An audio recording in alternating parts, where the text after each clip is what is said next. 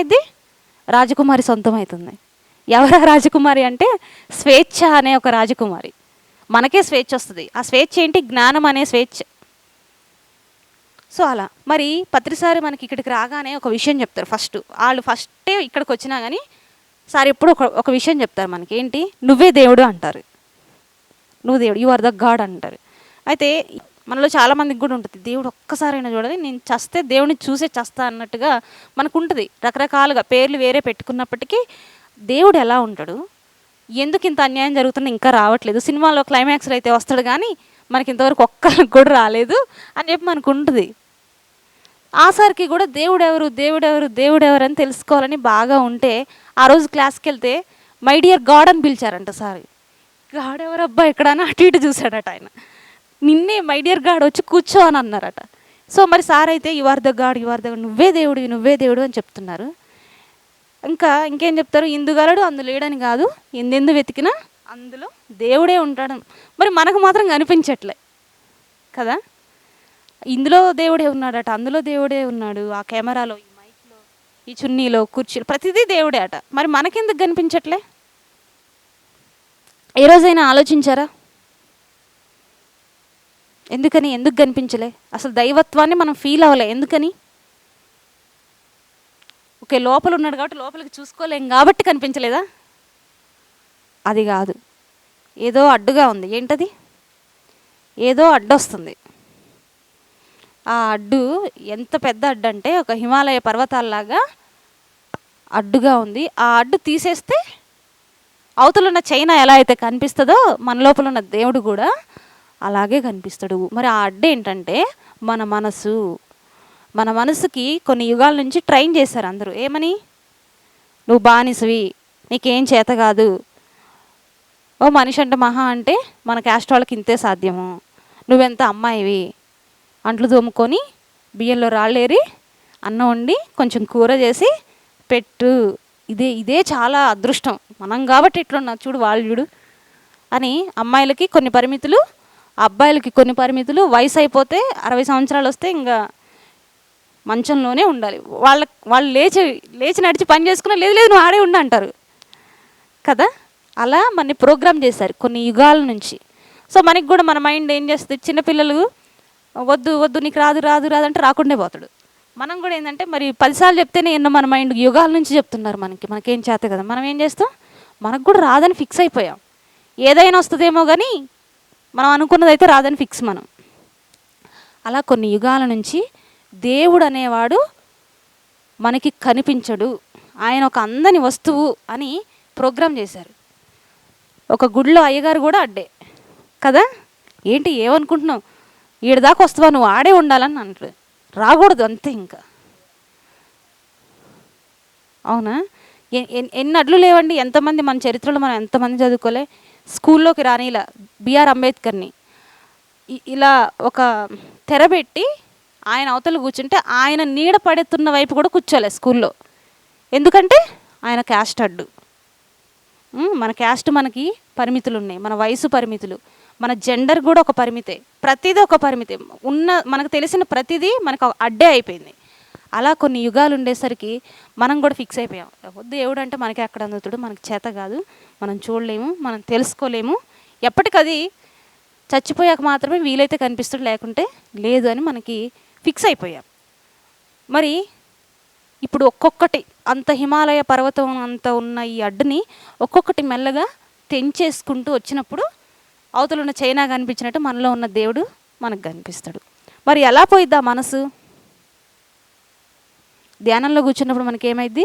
ఆలోచనలు మెల్లమెల్లగా కట్ అయిపోయి లాస్ట్కి శూన్యమైపోయింది.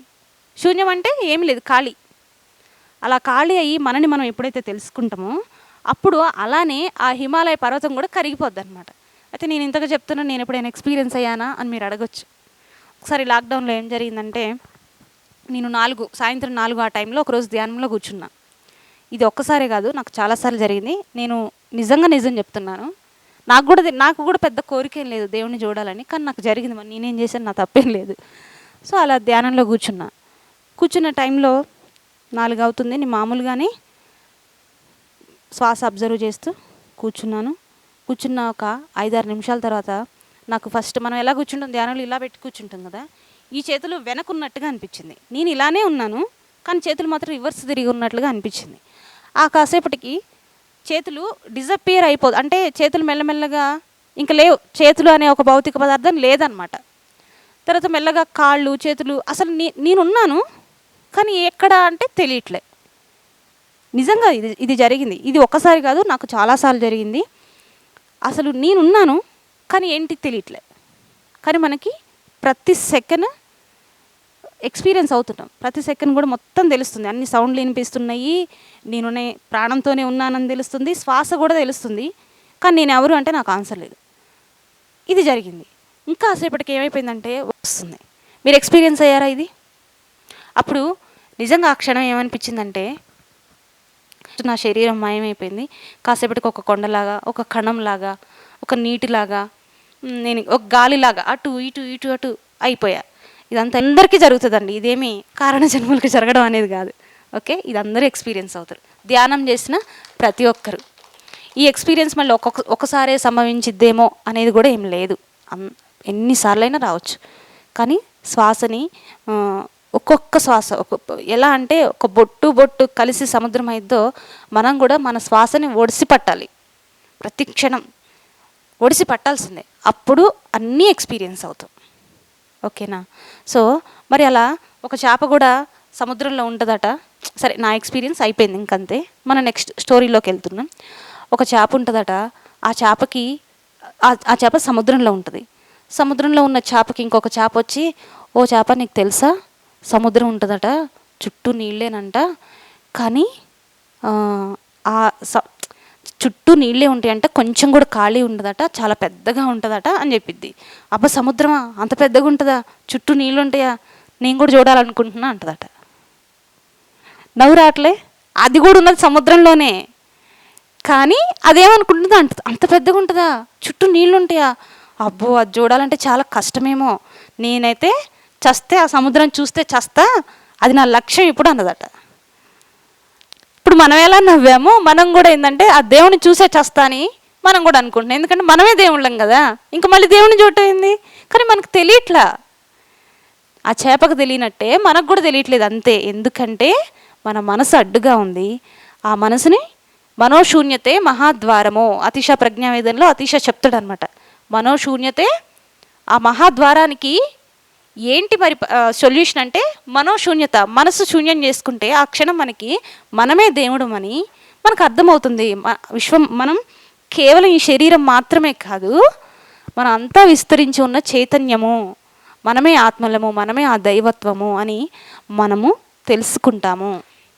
సో ఎక్కడికి వెళ్ళినా, ఏ సబ్జెక్ట్ చెప్పుకున్నా, ఎంతమంది ఎన్ని రకాలుగా చెప్పినా తెలుసుకోవాల్సింది, లాస్ట్ చేయాల్సింది ఏంటంటే ధ్యానమే. ధ్యానం చేస్తే అన్నీ వస్తాయి. అలా నేర్చుకుంటే మిగిలిన లిటరేచర్ ఎలా అయితే వస్తుందో, ధ్యానం నేర్చుకుంటే తాడే అయినా, హాస్టల్ ట్రావెలింగ్ అయినా, ఇంకొకటి ఉంటుంది ఇక్కడే ఉండి ఇంకొక దగ్గర ఉండడం. ఇది ఎక్స్పీరియన్స్ అయ్యారా ఎప్పుడైనా?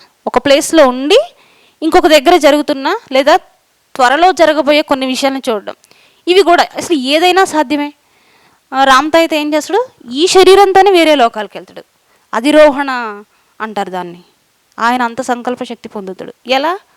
అంత సాక్షి సాధన, అంత ధ్యాన సాధన. ధ్యానంతో ఇంతవరకు, ఇది లిమిట్ అనేది ఏం లేదు. ఇంకా మనకే తెలియదు ఎంత లిమిట్ ఉందో, మనకు తెలియదు కూడా. ఈ విషయం ఎంత పెద్దది ఎవరికైనా తెలుసా? సేమ్ అలాగే ధ్యానం వల్ల యూజెస్ అనేవి కూడా తెలియదు ఎవరికి, అన్నీ ఉన్నాయి అన్నమాట. సో మనము దేవుళ్ళము, కానీ అది మనకు తెలీదు, మన మనసు అడ్డుగా ఉంది. మనకి ఎంత తెలుసు అంటే విత్తనం, ఇప్పుడు విత్తన దశలో ఉన్నాం. రోజు కొంచెం నీళ్లు పోసి, అప్పుడు ఏమొస్తుంది, నీళ్ళు పోస్తే చిన్న చిగురు వస్తుంది. కొంచెం దాన్ని కాపాడాలి, మనమే కంచె వేసి కాపాడాలి. ఎలా? ధ్యానం చేస్తే ఏమొస్తుంది, సాఫ్ట్వేర్ ఇంజనీర్ అయితేనే వస్తుంది, అది ఇది వస్తుంది, అది ఎంత భ్రమ అని చెప్పే వాళ్ళ నుంచి మనమే కాపాడుకొని 2 రోజుల తర్వాత ఏంటి, ఎరువేయాలి, ఇంకొంచెం ఎదుగుతుంది. అప్పుడేంటి, మళ్ళీ కొంచెం నీళ్ళు పోయాలి. అప్పుడు అనవసరమైన మీరు ఒకే రోజు మిమ్మల్ని రామ్తాలాగా చేస్తా అని కొంతమంది క్లాసులు పెడతారు. అలాంటి వాళ్ళ నుంచి కూడా మనమే కాపాడుకోవాలి. మనం వేసిన చెట్టు అంటే మనకి ఎంత ప్రేమ ఉంటుంది కదా, అది పువ్వు పూసేదాకా ఎంత అదొక ఆనందం కదా. మనం వేసిన చెట్టు నుంచి పువ్వు వస్తే సేమ్ అలాగే మన రిజల్ట్ చూసుకునేదాకా మనమే మనని కాపాడుకొని ఇన్స్టెంట్ రిజల్ట్ల వైపు వెళ్లకుండా ఆ చెట్టుని, ఆ గింజగా ఉన్న ఆ ధ్యానాన్ని మనమే కాపాడుకుంటూ నీళ్లు పోస్తూ ఎరువు వేస్తూ, ఎండ అధికంగా ఉంటే దానికి ఏంటి గ్రీన్ మ్యాట్ కడతారు, అన్నీ చేస్తారు. చెట్టు గురించి, వ్యవసాయం గురించి అందరికీ తెలుసు కదా. సో అలా మనని మనం కాపాడుకుంటూ అనవసరమైన భ్రమంలో చిక్కుకోకుండా కేవలం పత్రిసారే కాదు, సరైన ధ్యానం చెప్తున్నా, సరైన జ్ఞానం చెప్తున్నా, ఎవరినైనా ఒకరిని మనం కొంచెం గెయిన్ చేసే వరకు మాత్రమే ఫాలో అవుతూ మనని మనం కాపాడుకుంటే ఒక మహావృక్షంలాగా మనము తయారవుతాం. అప్పుడు ఆ చెట్టు నీడలో ఇంకొన్ని బ్రతుకుతాయి, ఇంకో వేరే చెట్లు, కొన్ని పక్షులు ఆ చెట్లోనే కొన్ని గూళ్ళు కూడా కట్టుకొని బ్రతుకుతాయి. అందాక మనం చేయాల్సిన ప్రయత్నం మాత్రం మనం ఏం చేస్తుండాలి, రోజూ చేస్తూనే ఉండాలి. అంతేగాని ఇన్స్టెంట్ రిజల్ట్లు వద్దు. వాటి వల్ల అప్పటికప్పుడు రిజల్ట్ ఉండొచ్చు. కుందేలు తాబేలు కథ అందరికీ తెలుసు కదా. కుందేలు ఏమనుకుంటుంది, త్వరగా పరిగెత్తుద్ది. త్వరగా పరిగెత్తినప్పుడు ఎవరికైనా ఏమైంది, ఆయాసం వస్తుంది. సేమ్ ఇది కూడా అంతే. ఇన్స్టెంట్ రిజల్ట్కి వెళ్ళినప్పుడు ఆ రిజల్ట్ కూడా ఉండేది ఇన్స్టెంట్గానే, కొన్ని రోజుల తర్వాత మాయమైపోయింది. అప్పుడు ఇంకా ఏదో అంటారుగా, నడుమిరిగి వచ్చినట్టు మళ్ళీ వచ్చి చచ్చినట్టు మొదటి రోజు నుండి మళ్ళీ మొదలు పెట్టాలి. అలా సరైన ధ్యానం చేస్తుంటే అన్నీ వస్తాయి. ఆనాపానాసతి ధ్యానంలో రిజల్ట్ త్వరగా ఉండకపోవచ్చు, కానీ రిజల్ట్ మాత్రం గ్యారంటీ. రావడం ఆలస్యం కావచ్చు, కానీ రావడం మాత్రం పక్కా. అలా సరైన ధ్యానం చేయాలి. ఇన్స్టెంట్ రిజల్ట్లు వద్దు, ఎవరిని జలగలాగా పట్టుకోవద్దు, వదిలిపెట్టాలి. సార్ చెప్పిన 5 ఫింగర్ కాన్సెప్ట్: ధ్యానం, స్వాధ్యాయం, సజ్జన సాంగత్యం, ఆచార్య సాంగత్యం, ప్రచారం. ఈ మూడిట్లో ముఖ్యంగా ధ్యానం, స్వాధ్యాయం, సజ్జన సాంగత్యం వీలైనంతగా ధ్యానం చేయాలి. మంచి సరైన పుస్తకాలు చదవాలి. సజ్జన సాంగత్యాలు చేస్తూ ట్రెక్కింగ్స్కి వెళ్తూ ఉంటే మనకు సరైన దారిలో ఉన్నట్లే. మనకు రిజల్ట్ కూడా రావాలనేం అక్కర్లేదు. యాక్చువల్గా వస్తుంది ఒకరోజు.